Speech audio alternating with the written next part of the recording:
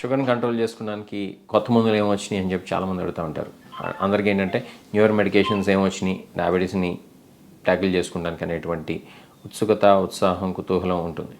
So ఈ curiosity అనేది మన లైఫ్ స్టైల్ మీద కూడా కొంతమేర కనుక పెట్టినట్లయితే తప్పకుండా మనకు బెనిఫిట్స్ ఉంటాయి.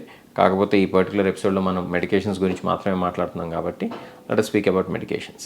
మెట్ఫార్మిన్ గుడ్ ఓల్డ్ మెడికేషన్, దాన్ని అయితే పెద్దగా మార్చాల్సినటువంటి అవసరం లేదు. ఆ క్లాస్ ఆఫ్ మెడికేషన్స్ అయితే కొత్తగా రాలేదు. నెక్స్ట్ చూసినట్లయితే కనుక SGLT2 ఇన్హిబిటర్స్ అనేవి కొత్తగా వచ్చినాయి. SGLT2 ఇన్హిబిటర్స్ వచ్చి కూడా ఆల్మోస్ట్ 8-9 years అవుతుంది. బట్ స్టిల్ వాటిని ఫెయిర్లీ న్యూయర్ మెడికేషన్స్ అని చెప్పి చెప్పుకోవాల్సి ఉంటుంది. SGLT2 ఇన్హిబిటర్స్ ఎలా పనిచేస్తాయంటే మన యూరిన్ ద్వారా మన బాడీలో ఉండేటువంటి, మన బ్లడ్లో ఉండేటువంటి ఎక్సెస్ షుగర్ ఏదైతే ఉందో దాన్ని ఎక్స్క్రీట్ చేస్తాయి. అది SGLT2 ఇన్హిబిటర్స్ చేసేటువంటి పని విధానం. SGLT2 ఇన్హిబిటర్స్కి ఎగ్జాంపుల్స్ ఏంటంటే ఎంపాగ్లిఫ్లోజిన్, డెపాగ్లిఫ్లోజిన్, కెనాగ్లిఫ్లోజిన్, వీటిని చెప్పుకోవాల్సి ఉంటుంది. మనం ఈ మెడికేషన్స్ని వాడుకున్నట్లయితే కేవలం బ్లడ్ షుగర్ లెవెల్ని కంట్రోల్ చేసుకుంటాం మాత్రమే కాదు, heart attack risk, heart failure risk, అట్లానే కిడ్నీ ప్రాబ్లమ్స్ని కూడా తగ్గించుకునేటువంటి అవకాశం ఉంటుంది. కాకపోతే వీటికి ఉన్నటువంటి సైడ్ ఎఫెక్ట్స్ ఏంటంటే they can cause excess increase risk of urinary tract infections and fungal infections in the private parts. So అదొకటే SGLT2 ఇన్హిబిటర్స్ విషయంలో మనం ఎక్కువగా జాగ్రత్తగా ఉండాల్సినటువంటి కామన్ సైడ్ ఎఫెక్ట్.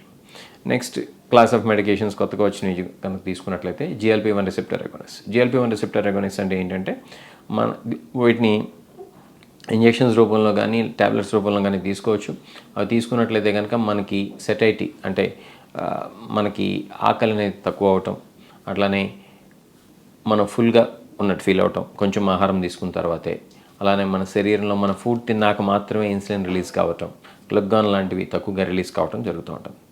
ఈ యొక్క GLP-1 రిసెప్టర్ అగోనిస్ట్ వల్ల బెనిఫిట్స్ ఏంటంటే just like your SGLT2 inhibitors, ఇవి కూడా చాలా లాంగర్ డ్యూరేషన్ ఆఫ్ యాక్షన్ ఉంటుంది. అంటే ఏంటంటే మీరు లాంగర్ డ్యూరేషన్ ఆఫ్ యాక్షన్ అంటాం కంటే కూడా ఇలా చెప్పుకోవాల్సి ఉంటుంది, మనకి డయాబెటీస్ వచ్చేసిన తర్వాత కూడా చాలా సంవత్సరాల తర్వాత కూడా పనిచేసేటువంటి గుణం SGLT2 ఇన్హిబిటర్స్కి, GLP-1 రిసెప్టర్ అగోనిస్ట్కి ఉంటుంది.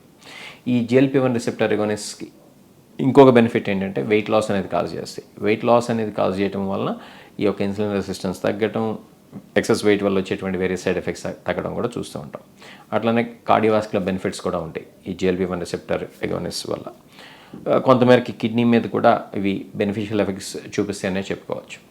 SGLT2 ఇన్హిబిటర్స్కి ఈ యొక్క GLP-1 రిసెప్టర్ అగోనిస్ట్కి ఇంకొక కామన్ బెనిఫిషియల్ ఎఫెక్ట్ ఏంటంటే ఫ్యాటీ లివర్ మీద కూడా బెనిఫిషియల్ ఎఫెక్ట్ చూపిస్తూ ఉంటాయి. కాబట్టి ఈ క్లాస్ ఆఫ్ మెడికేషన్స్ కూడా SGLT2 ఇన్హిబిటర్స్ అనేది చాలా వండర్ఫుల్ మెడికేషన్స్ అని చెప్పి చెప్పుకోవచ్చు. ఎగ్జాంపుల్ కింద మనకి ఇండియాలో అయితే కనుక సెమాగ్లూటైడ్ ఉంది, అది ఇప్పుడు బాగా పాపులర్.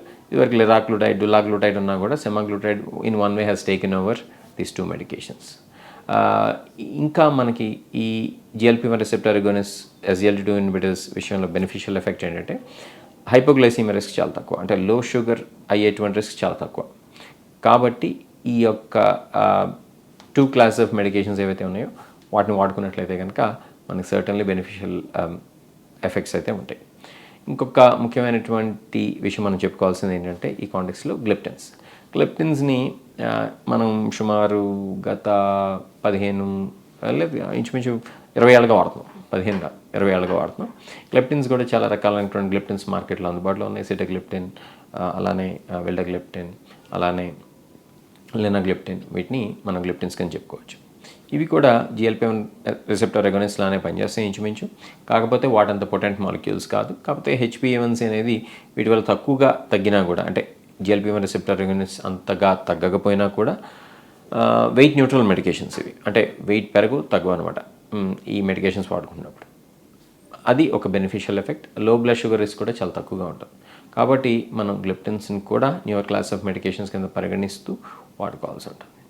ఇంకా మనం కనుక చెప్పుకుంటూ పోయినట్లయితే కనుక మనకి ఇంకా మార్కెట్లో అందుబాటులో ఉన్నాయి న్యూయర్ ఇన్సులిన్స్ విషయానికి వచ్చినట్లయితే కనుక మనకి ట్రెసిబియా ఉంది, టుజియో ఉంది.